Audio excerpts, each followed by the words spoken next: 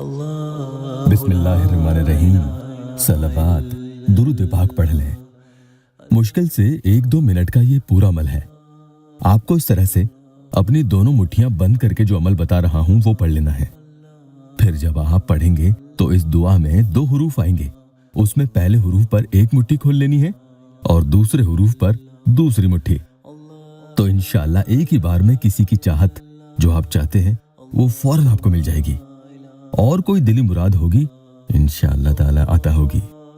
अस्सलामु अलैकुम वरहमतुल्लाहि वबरकातुहू। दुआ करता हूँ कि अल्लाह आपकी आंखों में कभी गम के आंसू न दे और आप हमेशा खुश खुरम रहें।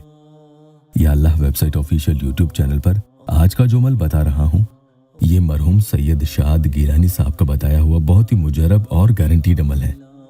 तो जो मेरे प्यारे बहन भाई किसी की मोहब्बत को पाने की चाहत अपने दिल में रखते हैं और चाहते हैं कि वो इंसान उनका हो जाए, अमल पढ़ने के साथ ही आपकी हर दिली ख्वाहिश पूरी हो जाती है।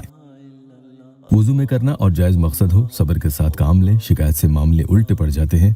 अगर आप 5 वक्त की नमाज पढ़ते हैं तो बहुत अच्छी बात है, क्योंकि जो 5 वक्त की नमाज कायम करता है वो शख्स इस अमल को अगर पढ़े तो फौरन ही अपना असर दिखाता है। बमुश्किल 1 मिनट का ये अमल है और ऐसे में आपको हर नमाज के बाद ये 1 मिनट का अमल कर लेना चाहिए, या इतना भी ना हो सके तो फिर किसी भी एक वक्त जरूर पढ़ें। ये दुआ आपको पढ़नी है।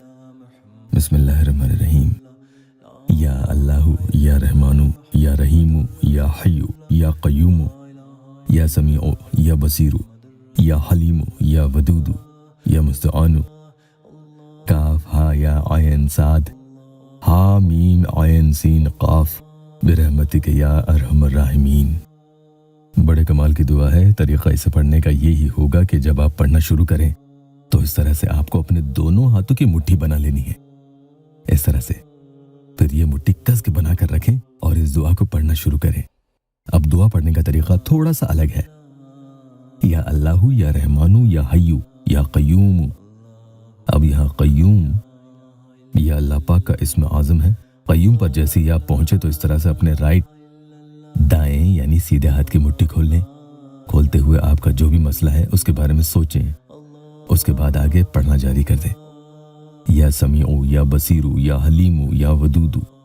अब यहाँ या वदूदु पर जब आप पहुंचे तो मोहब्बत के मसले के हल होने के बारे में सोचें।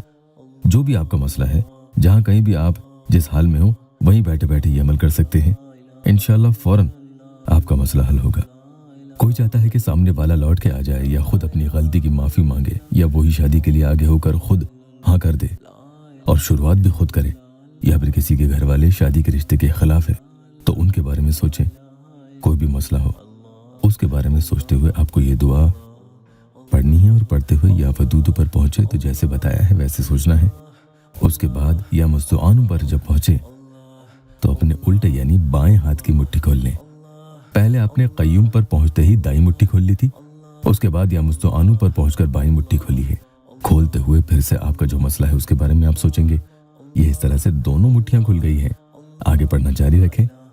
काफ हा या आयन साद हा मीम आयन सीन काफ बिरहमतिक या अरहमर राहिमीन।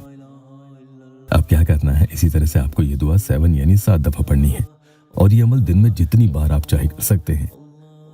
मैं तो कहूँगा अल्लाह पाक न करे कि आपकी ज़िंदगी में कभी कोई मुसीबत या परेशानी आए, फिर भी आ जाए तो इस अमल को ज़रूर करें। इंशाअल्लाह आपकी हर परेशानी दूर होगी।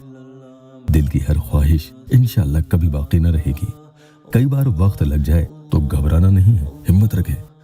अमल के बाद दुआ कर सकते हैं, अल्लाह पाक यहाँ मेरे परेशान हाल बहन भाइयों की दुखी दिल की हर जायज़ मुराद पूरी कर दे। कमेंट में आमीन ज़रूर लिखना।